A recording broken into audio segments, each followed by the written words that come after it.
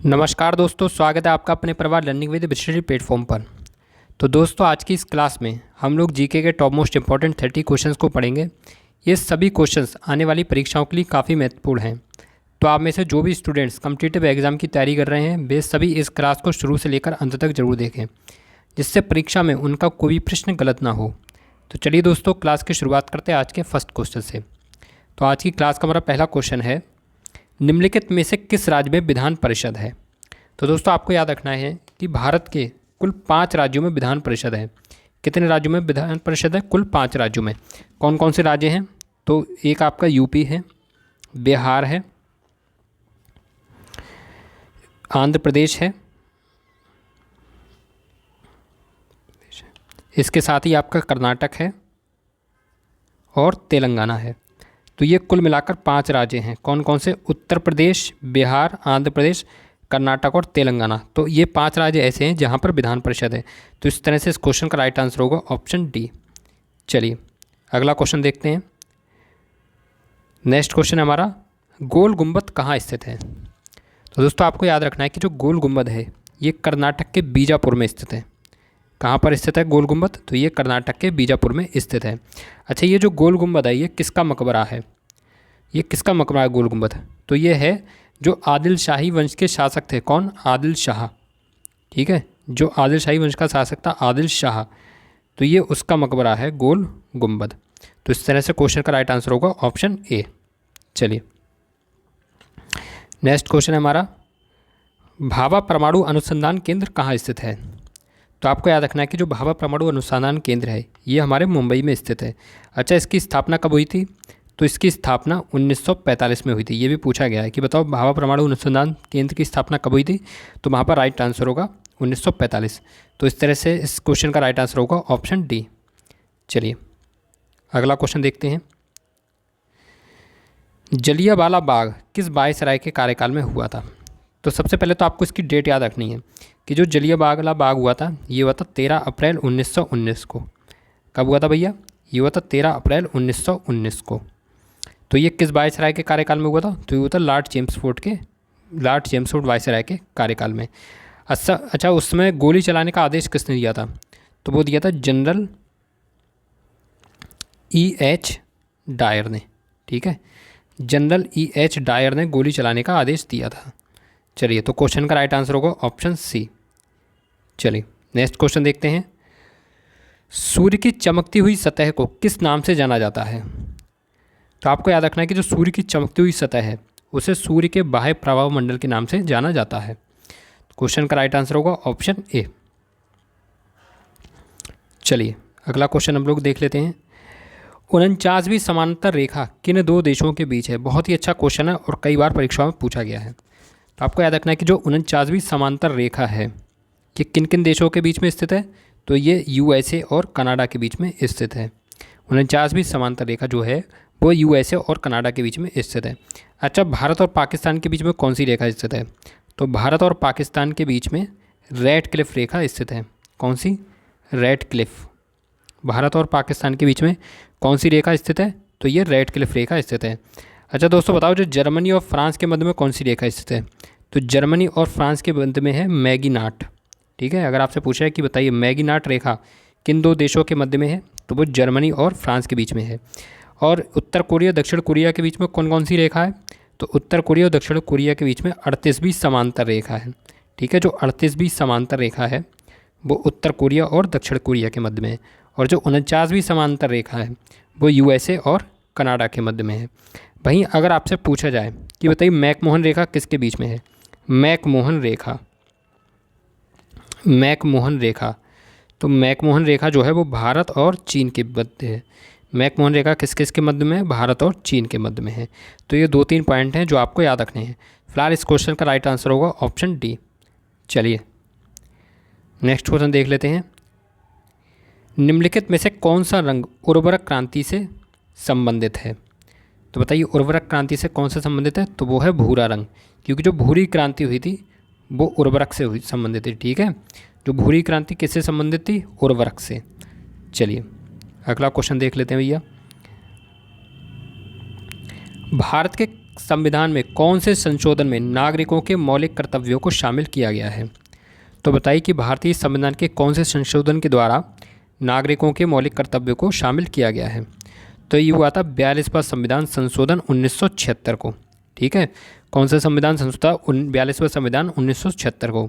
और हुआ क्या था कि जो सरदार स्वर्ण सिंह समिति थी, ठीक है, सरदार स्वर्ण सिंह समिति, लिख लो दोस्तों, सरदार स्वर्ण सिंह समिति की सिफारिश पर 42वें संविधान 1976 के तहत संविधान के भाग 4A में, कौन से संविधान के भाग 4A में, और आर्टिकल आपके कौन से?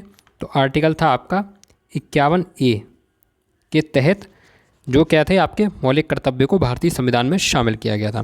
तो ये आपको याद रखना है कि 42वें संविधान संशोधन 1976 के तहत सरदार स्वर्ण सिंह समिति की सिफारिश पर भाग 4A में आर्टिकल 51A के अंतर्गत मौलिक कर्तव्यों को शामिल किया गया है। चलिए भैया, अगर आपसे एक पॉइंट और पूछ लिया जाए कि बताइए मौलिक कर्तव्य कहाँ से लिए गए हैं, तो ये लिए गए सोवियत संघ रूस से, यानी कि USSR से। ये भी आपको याद रखना है। और मौलिक अधिकार कहाँ से लिए गए हैं? तो मौलिक अधिकार जो हैं वो संयुक्त राज्य अमेरिका से लिए गए हैं। फिलहाल इस क्वेश्चन का राइट आंसर होगा ऑप्शन A। चलिए अगला क्वेश्चन है हमारा, लिचेन निम्नलिखित में से किसकी चेतावनी देता है? दोस्तों लिचेन को हम लोग बोलते हैं लाइकेन। ठीक है, लिचेन को क्या कहा जाता है? लाइकेन। तो बताओ लाइकेन जो है किसकी चेतावनी देता है? तो लाइकेन जो है ये वायु प्रदूषण की चेतावनी देता है, यानी कि जहाँ पर वायु प्रदूषण होगा वहाँ पर लाइकेन नहीं होगा। तो ये आपको याद रखना है कि लिचेन किसकी चेतावनी देता है? तो ये वायु प्रदूषण की चेतावनी देता है। ऑप्शन बी यहाँ पर करेक्ट होगा। चलिए अगला क्वेश्चन है हमारा, कंप्यूटर के संदर्भ में ट्रैक बॉल कैसी डिवाइस है? दोस्तों इस वाले क्वेश्चन पर आप वेरी इंपॉर्टेंट नोट कर लो। ठीक है, इस टाइप के क्वेश्चन बहुत पूछे जा रहे हैं कंप्यूटर में। जिन एग्जाम में भी कंप्यूटर से क्वेश्चन आते हैं वहाँ से यहाँ से क्वेश्चन जरूर बनता है कि बताइए जो ट्रैक बॉल है वो कौन सी डिवाइस है? इनपुट डिवाइस है, आउटपुट है, प्रोसेसिंग है, स्टोरेज है। तो आपको याद रखना है कि जो ट्रैक बॉल है ये एक इनपुट डिवाइस है। ठीक है भैया, ट्रैक बॉल कैसी डिवाइस है? ट्रैक बॉल जो है इनपुट डिवाइस है। आपको याद रखना है कि जो कीबोर्ड होता है, ठीक है, कीबोर्ड कैसी डिवाइस होता है? कीबोर्ड भी इनपुट डिवाइस होता है। कीबोर्ड कैसी डिवाइस है? इनपुट डिवाइस है। इसके साथ ही जो माउस है, माउस, इन डिवाइसेस को याद रख लो कि ये कौन कौन सी हैं। माउस है, ये भी एक इनपुट डिवाइस है। स्कैनर भी आपका इनपुट डिवाइस होता है। ठीक है, जो स्कैनर होता है, स्कैनर जिससे हम स्कैन करते हैं वो भी एक इनपुट डिवाइस होता है। इसके साथ ही जो हमारी टच स्क्रीन होती है, जो टच स्क्रीन जिस पर हम टच करते हैं वो भी एक इनपुट डिवाइस होती है। ठीक है, माइक भी हमारा इनपुट डिवाइस होता है, माइक भी इनपुट डिवाइस होता है। और जो डिजिटल कैमरा होता है, क्या होता है दोस्तों? डिजिटल कैमरा, डिजिटल कैमरा भी एक इनपुट डिवाइस होता है। इसके साथ ही जो प्रकाशीय पेन होता है, जो लाइट पेन होता है, लाइट पेन या प्रकाशीय पेन जिसको हम बोलते हैं, ये भी एक इनपुट डिवाइस होता है। इन सबको पहले आप नोट कर लो या स्क्रीनशॉट ले लो। इसके बाद मैं आपको बताऊंगा आउटपुट डिवाइस है। तो पहले आप ध्यान से देख लो, कीबोर्ड एक इनपुट डिवाइस है, माउस भी है, स्कैनर इनपुट डिवाइस है, टच स्क्रीन भी इनपुट डिवाइस है, माइक भी इनपुट डिवाइस है, डिजिटल कैमरा भी इनपुट डिवाइस है, और प्रकाशीय पेन या लाइट पेन ये भी एक इनपुट डिवाइस है। इसके साथ ही एक और है दोस्तों, एक होती है आपका जॉयस्टिक। क्या होता है? जॉयस्टिक। जॉयस्टिक भी एक इनपुट डिवाइस होती है। ठीक है, जॉयस्टिक कैसी डिवाइस है? तो जॉयस्टिक भी एक इनपुट डिवाइस है। चलो अब मैं आपको बताता हूँ आउटपुट डिवाइस कौन सी हैं, इनको भी याद रख लो भैया। जो आउटपुट डिवाइस है उसमें कौन आता है? उसमें सबसे पहले आपका आता है मॉनिटर। मॉनिटर एक कैसी डिवाइस है? ये आउटपुट डिवाइस है। ऐसे ही आपका जो प्रिंटर है, ठीक है, स्कैनर कैसी डिवाइस था? स्कैनर था इनपुट डिवाइस। और प्रिंटर कैसी डिवाइस है? प्रिंटर है एक आउटपुट डिवाइस। इसके साथ ही एक पूछा जाता प्लॉटर। बताइए प्लॉटर, मैंने खुद कई परीक्षाओं में देखा है कि प्लॉटर कैसी डिवाइस है। तो प्लॉटर भी एक आउटपुट डिवाइस है। इसके साथ ही जो स्पीकर होता है, स्पीकर आउटपुट डिवाइस होता है। और जो माइक होता है वो इनपुट डिवाइस होता है। ठीक है, तो स्पीकर कैसी डिवाइस है? स्पीकर एक आउटपुट डिवाइस है। एक आपने देखा होगा जो कार्ड रीडर होता है, कार्ड रीडर, कार्ड रीडर भी एक आउटपुट डिवाइस होता है। इसके साथ ही एक होता है आपका स्क्रीन इमेज प्रोजेक्टर, जो हम प्रोजेक्टर देखते हैं स्क्रीन इमेज वाला, स्क्रीन इमेज प्रोजेक्टर, वो कैसी डिवाइस है? तो वो भी एक आउटपुट डिवाइस है। तो ये सारी डिवाइस आपको याद रख लेनी है। मॉनिटर आउटपुट डिवाइस होता है, प्रिंटर आउटपुट डिवाइस है, प्लॉटर भी आउटपुट डिवाइस है, स्पीकर है, कार्ड रीडर है, स्क्रीन इमेज और प्रोजेक्टर। ठीक है, ये सब कैसी डिवाइस है? ये आउटपुट डिवाइस। तो हमसे पूछा गया था कि बताइए ट्रैक बॉल कैसी डिवाइस है? तो ट्रैक बॉल एक इनपुट डिवाइस है। तो इस क्वेश्चन का राइट आंसर होगा ऑप्शन सी। चलिए अगला क्वेश्चन देख लेते हैं। भारत का कौन सा राज्य सोने का सबसे बड़ा उत्पादक राज्य है? तो आपको याद रखना है कि जो हमारा कर्नाटक राज्य है ये सोने का सबसे बड़ा कैसा राज्य है? सोने का सबसे बड़ा उत्पादक राज्य है। और कर्नाटक में क्या पाई जाती है? तो कर्नाटक के कोलार में, कहाँ पर? कर्नाटक के कोलार में सोने की खदानें या खानें पाई जाती हैं। तो इस वजह से जो कर्नाटक है वो भारत का सबसे बड़ा सोना उत्पादक राज्य है। तो क्वेश्चन का राइट आंसर होगा ऑप्शन ए। चलिए अगला क्वेश्चन देख लेते हैं। निम्नलिखित में से कौन सा एक प्राचीन बौद्ध ग्रंथ है? तो यहाँ पर आपको याद रखना है कि जो अभिधर्म कोश होता है ये एक प्राचीन बौद्ध ग्रंथ है। कैसा ग्रंथ है ये एक प्राचीन बौद्ध ग्रंथ है। चलिए अगला क्वेश्चन है हमारा, किसी वस्तु को बेचना और ख़रीदना तकनीकी रूप से क्या कहा जाता है? तो दोस्तों जब हम किसी वस्तु को तकनीकी रूप से बेचते हैं या ख़रीदते हैं तो उसको क्या बोला जाता है? तो उसको बोला जाता है ई व्यापार। ठीक है, यानी कि क्वेश्चन का राइट आंसर होगा ऑप्शन बी। चलिए अगला क्वेश्चन है, बहुत ही अच्छा क्वेश्चन है। फेसबुक के संस्थापक कौन हैं? ये पूछा जा चुका रेलवे एनटीपीसी की परीक्षा में। तो आपको याद रखना है कि जो फेसबुक के संस्थापक है वो है मार्क जुकरबर्ग। फेसबुक के संस्थापक कौन हैं? तो ये है मार्क जुकरबर्ग। अच्छा, इन्होंने फेसबुक की स्थापना कब की गई थी? तो इन्होंने फेसबुक की स्थापना वर्ष 2004 में की थी। तो सन भी आपको याद रखनी क्योंकि ये पूछी जा सकती है। चलिए अगला क्वेश्चन है हमारा, अंतर्राष्ट्रीय रेत कला महोत्सव आमतौर पर किस राज्य में मनाया जाता है? तो बताइए जो अंतर्राष्ट्रीय रेत कला महोत्सव है ये किस राज्य में मनाया जाता है? तो राइट आंसर होगा आपका उड़ीसा, कि जो अंतर्राष्ट्रीय रेत कला महोत्सव है ये उड़ीसा राज्य में मनाया जाता है। अच्छा, एक पूछा जा सकता है कि बताइए सूरज कुंड शिल्प मेला कहाँ मनाया जाता है? बताओ सूरज कुंड शिल्प मेला किस राज्य में मनाया जाता है? सूरज कुंड शिल्प मेला किस राज्य में मनाया जाता है? तो सूरज कुंड शिल्प मेला जो है ये हरियाणा राज्य में मनाया जाता है। ठीक है, सूरज कुंड शिल्प मेला किस राज्य में मनाया जाता है? सूरज कुंड शिल्प मेला हरियाणा राज्य में मनाया जाता है। एक आपसे पूछा जा सकता है कि बताइए ताज महोत्सव कहाँ मनाया जाता है? बहुत ही अच्छा और सरल सा क्वेश्चन है, आपको पता होगा कि जो ताज महोत्सव है ये कहाँ पर मनाया जाता है? तो ये मनाया जाता है उत्तर प्रदेश में। उत्तर प्रदेश के किस डिस्ट्रिक्ट में मनाया जाता है? तो ये मनाया जाता है उत्तर प्रदेश के आगरा डिस्ट्रिक्ट में, क्योंकि ताजमहल यहीं पर है तो इसलिए ताज उत्सव यहीं पर मनाया जाता है। एक अगला बहुत ही इंपॉर्टेंट है, इसे मैं आपको बता दे रहा हूँ कि जो काला घोड़ा कला उत्सव है, कौन सा? काला घोड़ा कला महोत्सव। काला घोड़ा कला महोत्सव ये कहाँ पर मनाया जाता है? बताओ काला घोड़ा कला महोत्सव किस राज्य में मनाया जाता है? तो ये महाराष्ट्र राज्य में मनाया जाता है। और महाराष्ट्र में कहाँ मनाया जाता? तो ये महाराष्ट्र में मुंबई में मनाया जाता है। ठीक है, महाराष्ट्र के कहाँ पर मनाया था? मुंबई में। अच्छा, जो सूरज कुंड शिल्प मेला था ये मनाया तो हरियाणा में जाता है। अगर पूछे जाए हरियाणा के किस डिस्ट्रिक्ट में मनाया जाता है तो ये फरीदाबाद में मनाया जाता है। ठीक है, कहाँ पर? फरीदाबाद में। चलिए तो इस तरह से इस क्वेश्चन का राइट आंसर होगा ऑप्शन सी। चलिए अगला क्वेश्चन है हमारा, हरिप्रसाद चौरसिया किस वाद्य यंत्र से संबंधित है? बहुत ही अच्छा क्वेश्चन है, बताइए हरिप्रसाद चौरसिया जी जो हैं ये किस वाद्य यंत्र से संबंधित हैं? तो जो हरिप्रसाद चौरसिया जी हैं ये बांसुरी से संबंधित हैं। किससे संबंधित है? बांसुरी से। अब एक क्वेश्चन और यहाँ से पूछा जा सकता है कि बताइए हरिप्रसाद चौरसिया जी को पद्म विभूषण पुरस्कार कब मिला था? कौन सा पद्म विभूषण?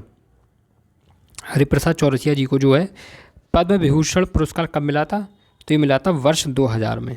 ठीक है, और वहीं इनसे अगर पूछा जाए कि बताइए पद्म भूषण कब मिला था? पद्म भूषण कब मिला था?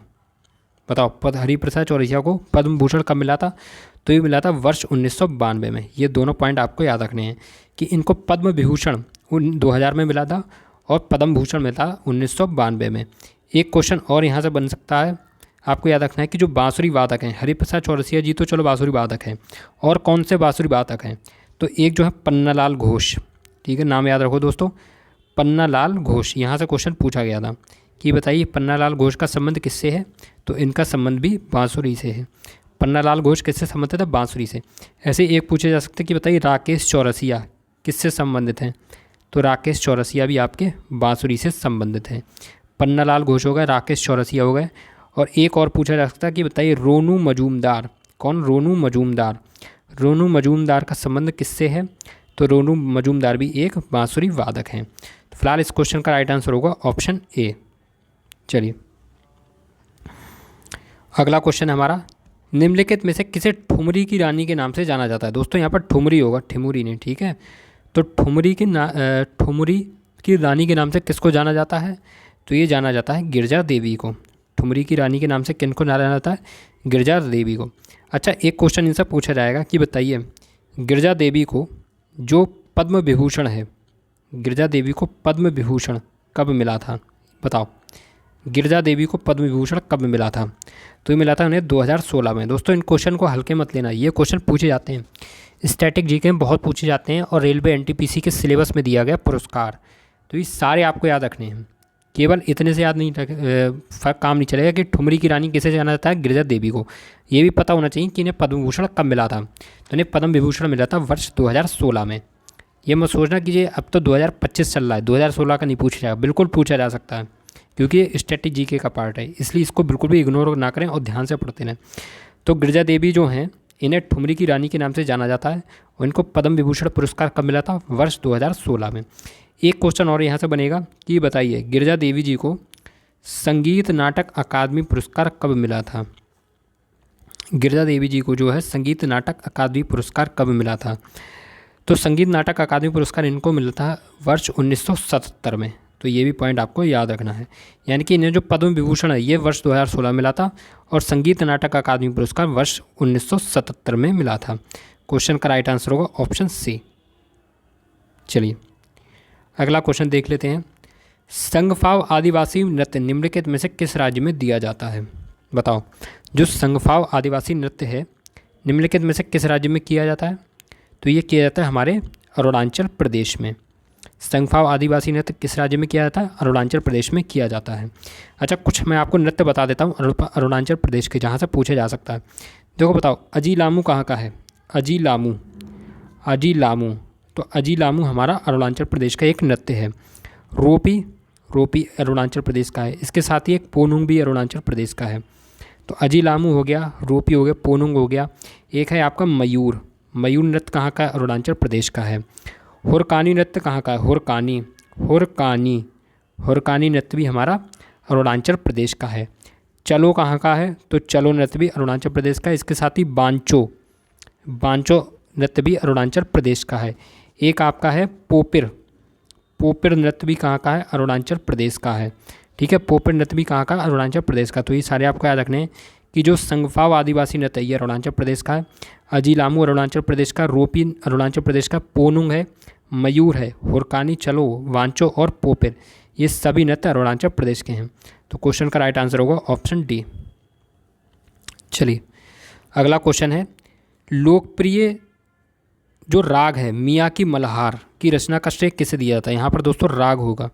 जो लोकप्रिय राग है कौन सा? मियाँ की मल्हार, इसकी रचना किसने की है? तो आपको याद रखना है कि जो मियाँ की मल्हार है इसकी रचना की है तानसेन जी ने।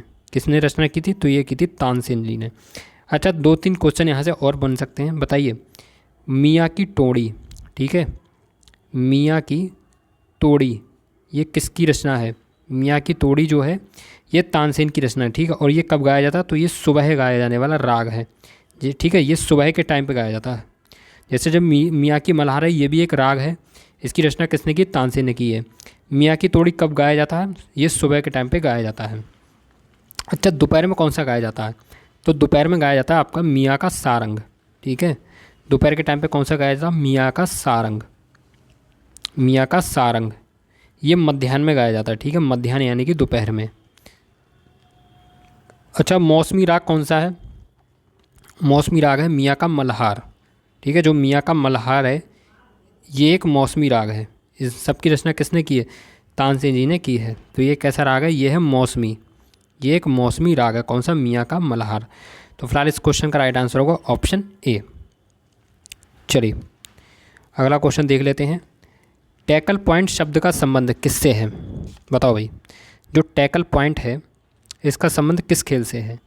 तो टैकल पॉइंट का संबंध है कबड्डी से। ये क्वेश्चन बहुत पूछे जाते हैं। ये शब्दावली वाला चैप्टर है, प्रमुख खेल और उनकी शब्दावली। ये लगभग हर, चाहे एसएससी का एग्जाम हो चाहे रेलवे का कोई एग्जाम हो, यहाँ से क्वेश्चन बनता है। तो आपको याद रखना है कि जो टैकल पॉइंट है ये कबड्डी से संबंधित है। अच्छा, एक पूछा जा सकता है, बताइए एंकल होल्ड। ठीक है, एंकल होल्ड, एंकल होल्ड ये किससे संबंधित है? तो ये भी आपका कबड्डी से संबंधित है। अच्छा, बोनस लाइन किससे संबंधित है? बोनस लाइन, तो बोनस लाइन भी कबड्डी से संबंधित है। मैं यहाँ पे फिर से लिख देता हूँ। देखो, एंकल होल्ड एंकल होल्ड, ये आपके कबड्डी से संबंधित है। बोनस लाइन भी हमारा कबड्डी से संबंधित है। बोनस लाइन से किससे संबंधित है? तो ये कबड्डी से। अच्छा, एक है आपका लोगा, लोना, सॉरी लोना, लोगा नहीं लोना। लोना किससे संबंधित है? ये भी हमारा कबड्डी से संबंधित है। और एक बनता है यहाँ से फ्रॉग जंप, ठीक है, फ्रॉग जंप, ये किससे संबंधित है? तो ये भी कबड्डी से संबंधित है। तो इस क्वेश्चन का राइट आंसर होगा ऑप्शन ए। चलिए नेक्स्ट क्वेश्चन है, खेलो इंडिया शीतकालीन खेल की शुरुआत किस वर्ष हुई थी? ये टीसीएस में पूछा गया क्वेश्चन है कि खेलो इंडिया जो शीतकालीन खेल हैं इसकी शुरुआत कब हुई थी? तो इसकी शुरुआत हुई थी वर्ष 2020 में। ये भी हाल ही की जो एक 2023 में परीक्षा में पूछा गया क्वेश्चन था। अब आप समझो 2023 में क्वेश्चन पूछा था 2020 का, तो इसलिए आप जब मत समझो कि ये 25 में नहीं आएगा, बिल्कुल आ सकता है क्योंकि ये स्टैटिक जीके का पार्ट है। तो जो खेलो इंडिया शीतकालीन खेल है इनकी शुरुआत कब हुई थी? तो इसकी शुरुआत हुई थी वर्ष 2020 में। चलिए अगला क्वेश्चन है, द्वितीय पंचवर्षीय योजना के दौरान विदेशी सहयोग से कितने एकीकृत इस्पात संयंत्र स्थापित किए गए हैं? ये क्वेश्चन मैंने आपको पहले ही पढ़ाया था जब मैंने आपको द्वितीय पंचवर्षीय योजना पढ़ाई थी। फिलहाल यहाँ पे आप याद रखो कि जो दूसरी पंचवर्षीय योजना थी इसके तहत जो विदेशी सहयोग से कुल मिलाकर 3 इस्पात संयंत्र या जो 3 स्टील प्लांट स्थापित किए गए थे। ठीक है, कौन कौन से थे? तो एक तो आपका था भिलाई, ठीक है, भिलाई था। दूसरा हमारा था दुर्गापुर, भिलाई दुर्गापुर, भिलाई इस्पात संयंत्र, दुर्गापुर इस्पात संयंत्र। और तीसरा था राउरकेला इस्पात संयंत्र। कौन सा? राउरकेला। अब बताओ ये किन किन सहयोग से स्थापित किए गए हैं? तो जो भिलाई है ये तो सोवियत संघ यानी कि जो यूएसएसआर है उसके सहयोग से किया गया था। यूएसएसआर यानी कि जो रूस का संगठन था, सोवियत संघ। अच्छा, दुर्गापुर वाला किसके सहयोग से किया गया था? तो यहाँ पर राइट आंसर होगा ब्रिटेन। और राउरकेला की में किसने सहयोग किया था? तो ये किया था जर्मनी ने। तो इन तीनों पॉइंटों को याद रखना, भिलाई वाला यूएसएसआर, दुर्गापुर ब्रिटेन और राउरकेला जर्मनी। तो क्वेश्चन का राइट आंसर होगा ऑप्शन ए। चलिए अगला क्वेश्चन हमारा, आम का वानस्पतिक नाम क्या है? तो दोस्तों आम का जो वानस्पतिक नाम है वो है मैंगोफेरा इंडिका। राइट आंसर होगा ऑप्शन सी। चलिए अगला क्वेश्चन है, हाल ही में कटलेस एक्सप्रेस 2024 अभ्यास किन 2 देशों के मध्य हुआ है? बहुत ही इंपॉर्टेंट है ये वाला क्वेश्चन, पूछा जा सकता है। जितने भी युद्धाभ्यास हैं सारे रट लो, एक ना एक क्वेश्चन जरूर बनेगा।